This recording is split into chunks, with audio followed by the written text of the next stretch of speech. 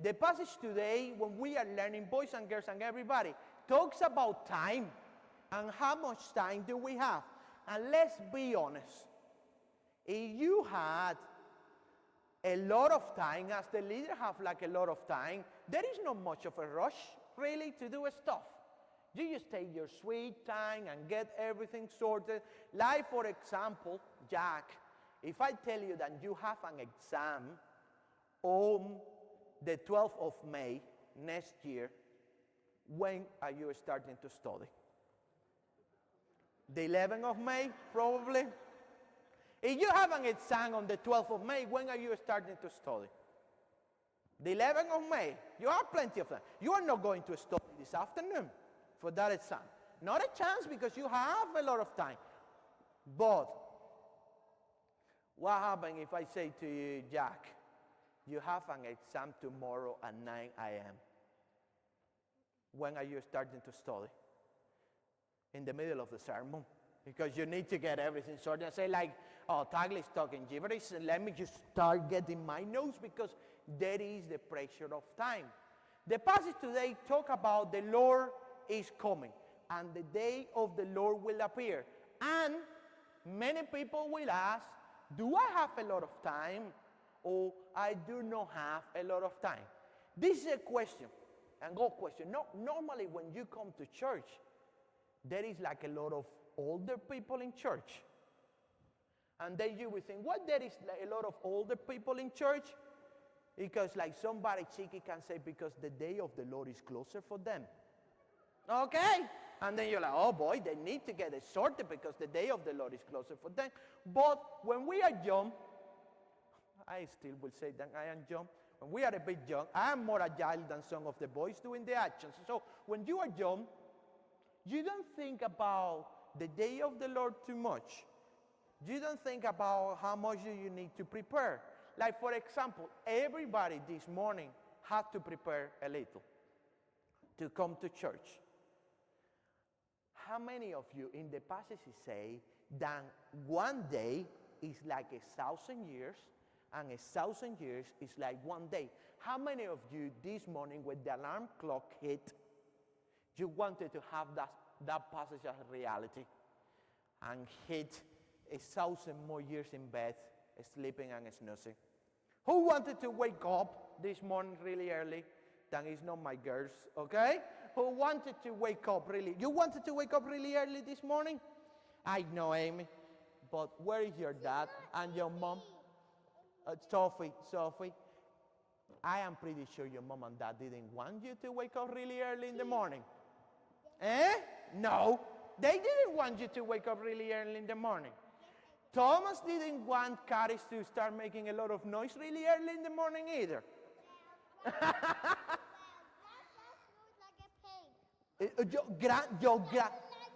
Your granddad snores like a pig and she doesn't like it? For the mouth of the kids come the truth. This is what happens when you have things life. How do you come back from that one? That wasn't in my mindset. Maybe your granny is the one that needs more time with your granddad not snoring in the morning. Okay? Sometimes you have more time, you have less time, but there is a reality in the passage today as we were reading. Peter is telling to people, because the last words of Jesus on earth, boys and girls, when he was going up to heaven, he said, I am going to come back. And it has been a while. And then the people were saying, actually, I think Jesus forgot about all of you. And that's what people are saying to Peter. I think Jesus forgot about all of you, and he's not coming back. Have you ever been in a place and somebody forgot about you? If you are a kid, don't embarrass your parents, okay? Sometimes we say we are going to do something and we forget about it. And sometimes when we are reading the Bible and we are thinking about Jesus, we think about Jesus with my glasses, about me. And then I say, if I say that I'm going to do something and I don't write it, Or Margaret knows if she wants me to make an announcement, I get the piece of paper on top of the lectern because I'm going to forget about it. And then I read it. But Jesus doesn't forget about anybody. And in the passage, he's telling that he is not coming so soon, and he is not coming fast, not because he forgot about each one of us, but because he wants to give us extra time. Okay? I always tell the story of my mate in the gym. I have this fellow that went to a gym on a Friday afternoon. And he was hitting all the weights. And he was sweating and doing a lot of stuff. And I thought, what is this fellow so crazy about it? And then when I have a conversation with him, he told me that he needed to go to the beach the next day. And he was in a great need of a six-pack. But he started working on that six-pack on Friday at 2:30. Let's be honest. He is going to have the one pack, the pillow pack, to the beach on Saturday, not a six-pack. How long does it take to get a six-pack, Craig? Years. And how much food can you eat? Not a lot. So my mate was like, it's not happening. After he sweat for an hour, I'd say, brother, you need to postpone this trip for at least 3 years and see what happens, because you are not going to get it. Sometimes we are not ready. And you have a conversation with somebody and you say, I am not ready.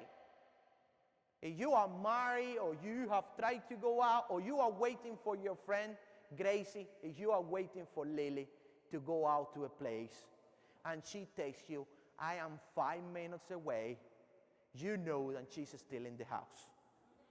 It's going to take a while. How many times you have to wait for people because they don't arrive on time?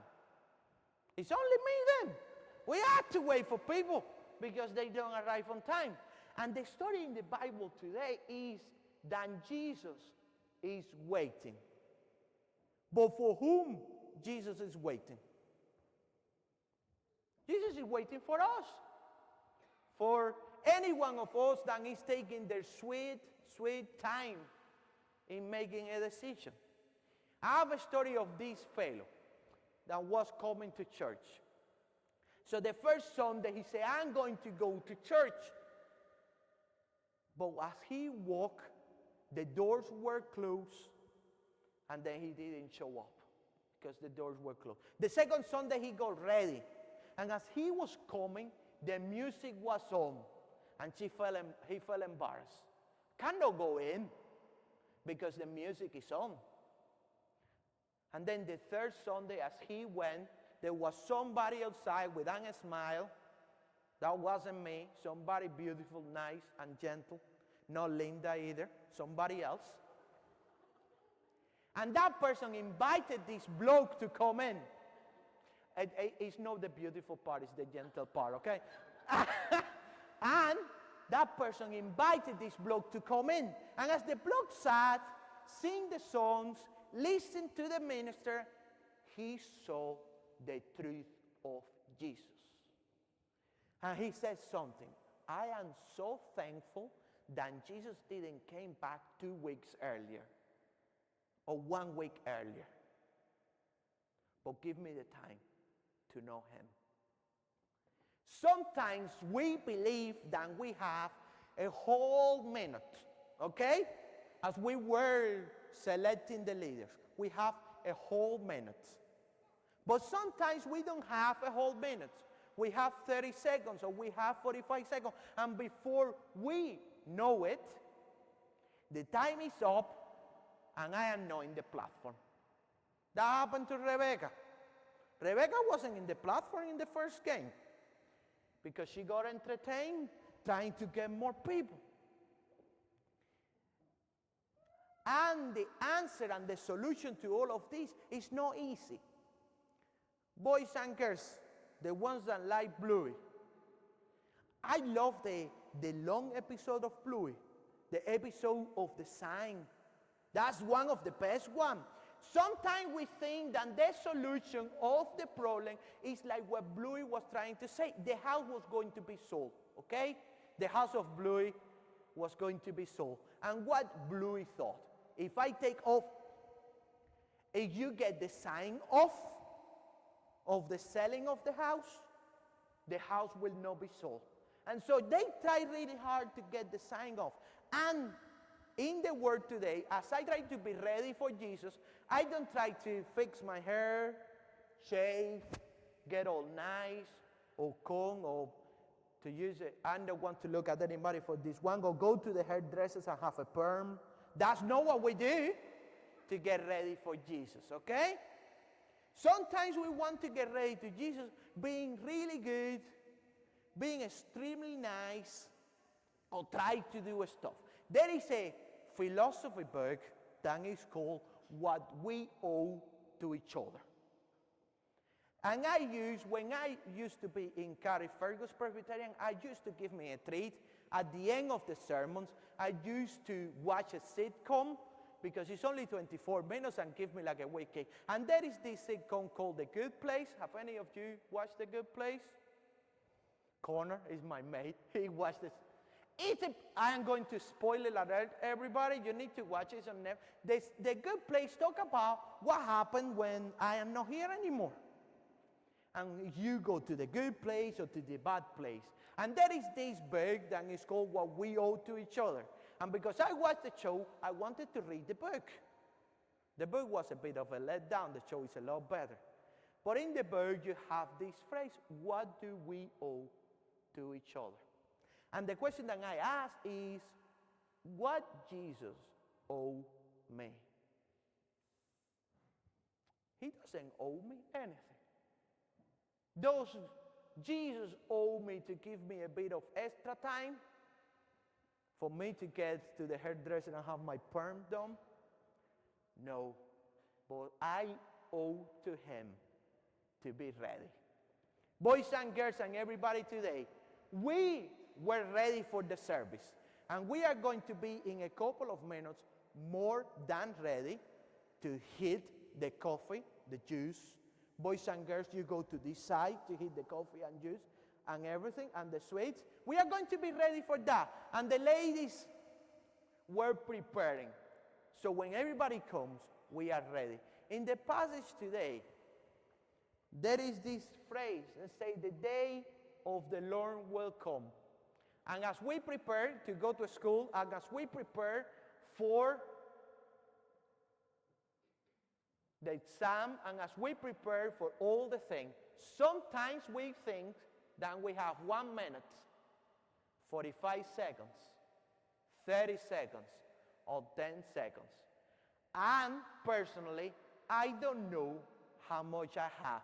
So I think I have 10 seconds, and I have to bring an 80-year-old granny to the platform. So I get on my skates, and I go straight and get ready. Let's go and pray together. Put the hands up like this, okay? Are you ready? You stretch as much as you can. Come on, boys, you stretch, and if you hit somebody in the face, it's nice.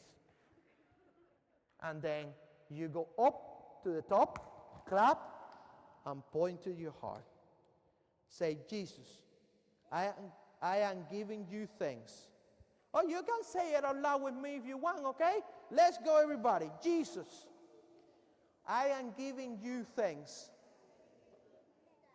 that you give me time to be ready. But please, don't let me be lazy, because I have to be ready too. In Jesus' name, we clap the ground and we say, Amen. Let's go and do that part, okay? Amen. Okay, let's go and sing the final song.